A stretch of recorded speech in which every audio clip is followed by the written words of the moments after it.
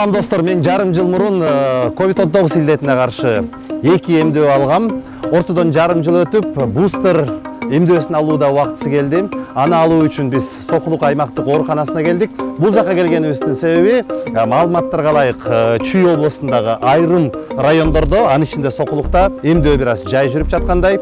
Анын үстүнө COVID-19 илдетинин кезектеги толкуну башталып жатат. Андыктан баардыгыңыздар өзүңүздөрдүн ден соолугуңуздарга сак болуңуздар. Мен болсо бир аз үлгү болоюн деп ушул ооруканага келдим.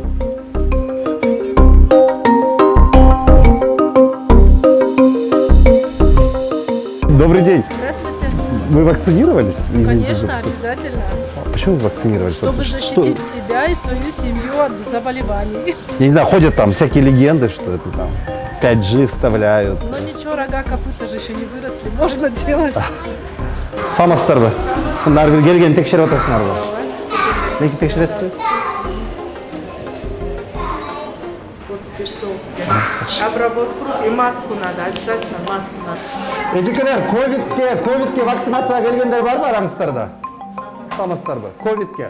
Же баарыңар балдарга эмдөө жасаткан келдиңиздер, түшүнүктүү. Саламатсыздар ба? Уруксатпы? Кандай келип атышат ковидке? Ковидке ар кандай азыр ревакцинацияда. Жасатпай койгондор деле көп турат, Эми ар кандай адамдар, кээде түшүнүктүү эле адамдар келип алат. Кээде андай. Биздин үйдө деле мындай экиге бөлүнүп кеттик десеңер. Мен баягы жасаткыла десем, айрымдары жок, бул деген кереги жок деп. Ана неме, конечно, заставлять этпейбиз, бирок түшүндүрмө жүргүзүп атат. Кыздар да улицаны кыдырышып, үйлөрүнө барышып айтышат. Бирок негедир баягы Чүй облусу бир нече району эң артта калып атыптыр. Анын ичинде биздин район экен, Сокулук. Ну эми жакшы эле башташында жакшы эле болуп аткан негизи. Аны ревакцинация дегенде бир аз кетип калгандар болуп калат. Мисалы жалып аткан же ошол же ички миграция деген. Ички миграцияны. Бирок биз эскерткенбиз, что 5-6 айдан кийин обязательно ревакцинацияны алгыла.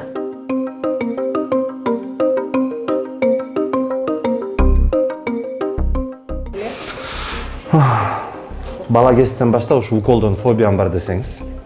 Өлө корком. Бирок мендей коркоктор дагы эмдөө алып аткандан кийин сиздер коркпой бар, жазат бериңиздер. Эч оорубайт, этпейт. Если температура болсо, только парацетамол ичесиз болот. 38 өйдө болсо. 38-ден өйдө болсо. Рахмат, болду. Бустер жазаттым. Оорубайлык, ишиңиздерге ийгилик.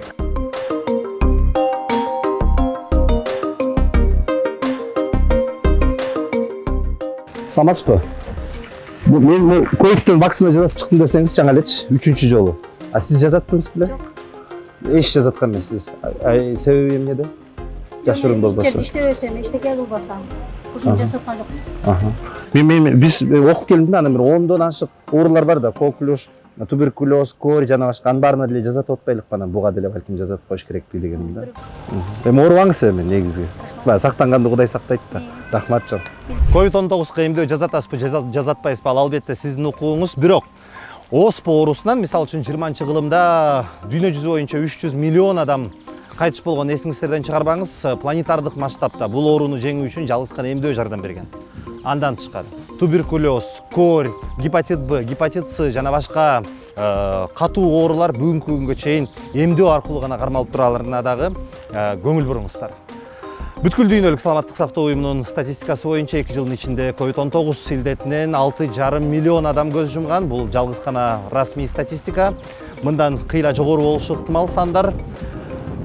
Саламаттык сактоо жалгыз гана сиздин эмес, сиздин жакындарыңызга дагы өтө маанилүү экенин эстен чыгарбаңыздар. Өзүбүздүн ден соолугубузга жоопкерчилик менен мамиле кылалык, оорубаңыздар.